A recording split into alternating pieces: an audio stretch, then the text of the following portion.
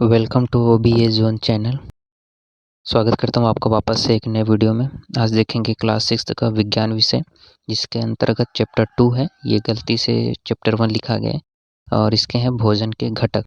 तो जो लोग IAS के एग्ज़ाम दिला रहे हैं या फिर किसी अदर एग्ज़ाम का तैयारी कर रहे हैं प्रिपरेशन के लिए, तो उनके लिए NCERT के जो नोट्स हैं वो काफ़ी हेल्पफुल साबित होते हैं। तो इसमें कुछ नोट्स बनाए गए हैं जिनके थ्रू आपके एग्ज़ाम के लिए वो ज़्यादा हेल्पफुल रहेंगे बेसिक जानकारी के लिए।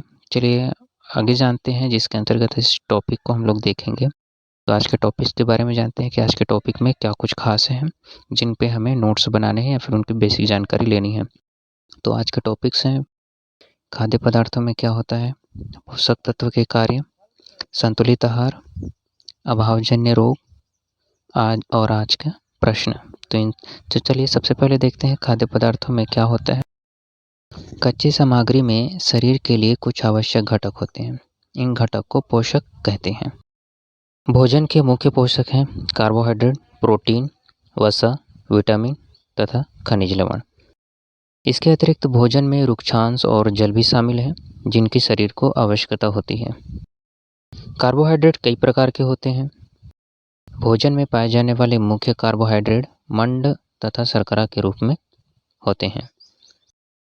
अब आगे जानते हैं, जैसे कि कच्चा आलू में मंड होता है लेकिन प्रोटीन और वसा नहीं होता। दूध में प्रोटीन होता है लेकिन मंड और वसा नहीं होता।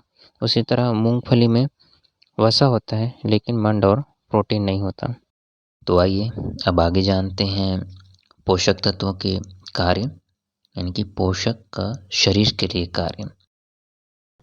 कार्बोहाइड्रेट मुख्य रूप से शरीर को ऊर्जा प्रदान करते हैं। वसा से भी ऊर्जा मिलती है, परंतु वास्तविकता यह है कि कार्बोहाइड्रेट की तुलना में वसा की समान मात्रा से अधिक ऊर्जा प्राप्त होती है। वसा और कार्बोहाइड्रेट भोजन को ऊर्जा देने वाला भोजन भी कहते हैं। कार्बोहाइड्रेट शकरकंदी, आलू, गन्ना, पपीता, तरबूज, आम, मक्का, बाजरा, चावल, गेहूं, इनमें कार्बोहाइड्रेट पाए जाते हैं। मूंगफली, तिल, गिरी, इनमें वसा पाया जाता है, ये पादप स्रोत हैं। मांस, मछली, अंडे, ये जंतु स्रोत हैं जिनमें वसा पाया जाता है। अब आगे है मूंग, तुअर, दाल, राजमा, सोयाबीन, मटर, चना, ये पादप स्रोत हैं जिनमें प्रोटीन पाया जाता है। उसी तरह मांस, मछली, अंडे, पनीर, दूध, ये जंतु स्रोत हैं जिनमें प्रोटीन पाया जाता है। प्रोटीन की आवश्यकता शरीर की वृद्धि तथा स्वस्थ रहने के लिए जरूरी है। प्रोटीन युक्त भोजन को प्रायः शरीर वर्धक भोजन कहते हैं। विटामिन रोगों से शरीर की रक्षा करते हैं। विटामिन आँख, अस्थियों, दांत और मसूड़ों को स्वस्थ रखने में भी सहायता करते हैं।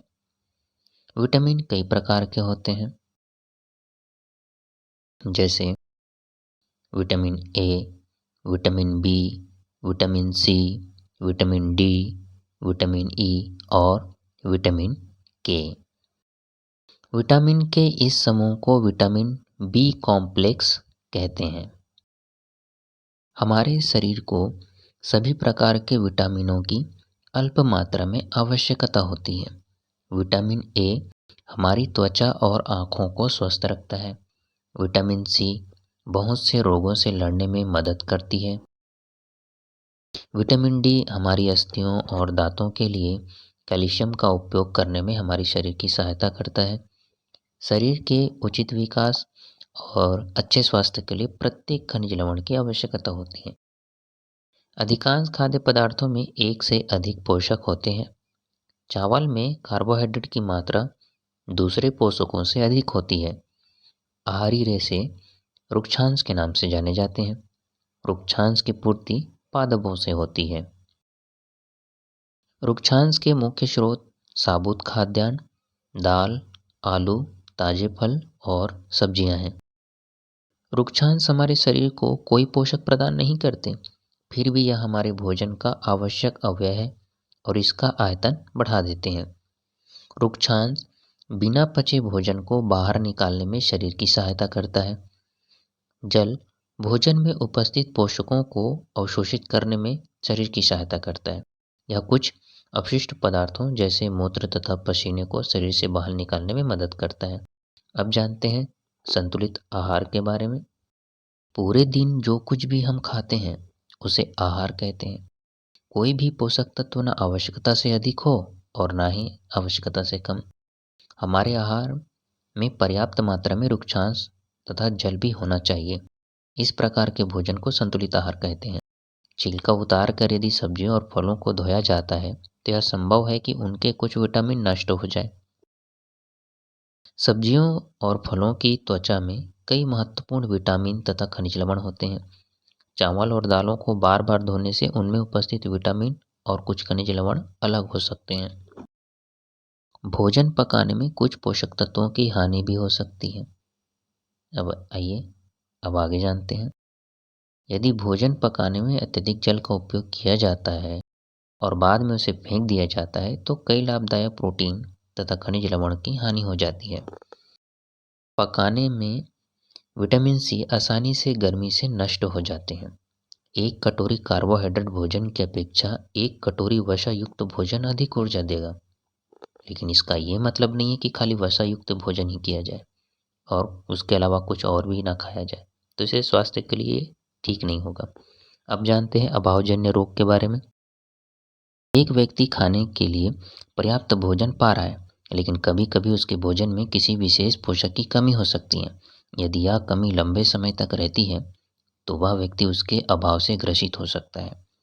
एक या अधिक पोषक तत्व का अभाव शरीर में रोग अथवा विकृतियां उत्पन्न कर सकता है। वे रोग जो लंबी अवधि तक पोषकों के अभाव के कारण होते हैं उन्हें अभावजन्य रोग कहते हैं। पर्याप्त प्रोटीन की कमी से होने वाले रोग जैसे वृद्धि का अवरुद्ध होना, चेहरे पर सूजन, बालों का रंग उड़ना, त्वचा की बीमारियां और पेचिश आदि। यदि प्रोटीन तथा कार्बोहाइड्रेट दोनों ही किसी व्यक्ति के आहार से एक लंबे समय तक अनुपस्थित रहेगा तो उसकी वृद्धि पूरी तरह अवरुद्ध हो जाएगी। ऐसा व्यक्ति बहुत दुबला पतला हो जाएगा।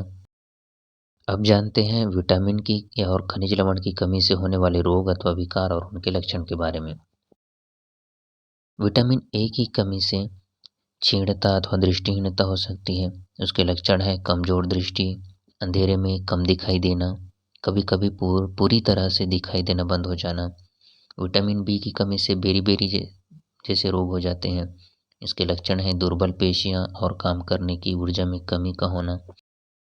विटामिन सी की कमी से स्कर्वी जैसे रोग हो जाते हैं। इसके लक्षण हैं मसूड़ों में खून निकलना, घाव भरने में अधिक समय का लगना। विटामिन डी की कमी से रिकेट्स जैसे रोग या विकार उत्पन्न हो सकते हैं। इसके लक्षण हैं अस्थियों का मुलायम होकर मुड़ जाना। विटामिन और खनिज लवण के अभाव के कारण होने वाले रोग और भी है, जैसे कैल्शियम की कमी से अस्थियां और दंत क्षय हो सकते हैं। इसके लक्षण हैं कि कमजोर अस्थियां और दंत क्षय। आयोडीन की कमी से घेंगा, गैस्ट्र जैसे रोग हो सकते हैं। इसके लक्षण हैं गर्दन की ग्रंथि का फूल जाना, बच्चों में मानसिक विकलांगता। लोहा की कमी से अरक्तता जैसे विकार उत्पन्न हो सकते हैं, रोग उत्पन्न हो सकते हैं। इसके लक्षण है कमजोरी। अब आगे देखते हैं सारांश के बारे में। हमारे भोजन के मुख्य पोषक तत्वों के नाम कार्बोहाइड्रेट, प्रोटीन, वसा, विटामिन तथा खनिज लवण है। कार्बोहाइड्रेट तथा वसा हमारे शरीर को मुख्य रूप से ऊर्जा प्रदान करते हैं। प्रोटीन तथा खनिज लवण की आवश्यकता हमारे शरीर की वृद्धि तथा अनुरक्षण के लिए होती है। विटामिन हमारे शरीर को रोगों से रक्षा करने में सहायता करते हैं। हमारे आहार में लंबी अवधि तक एक अथवा अधिक पोषक तत्वों की न्यूनता से विशिष्ट रोग अथवा विकार उत्पन्न हो सकते हैं। चलिए देखते हैं आज का प्रश्न है, निम्नलिखित के नाम लिखिए पोषक जो मुख्य रूप से हमारे शरीर को ऊर्जा देते हैं, जो हमारे शरीर की वृद्धि और अनुरक्षण के लिए आवश्यक है। वह विटामिन जो हमारी अच्छी दृष्टि के लिए आवश्यक है।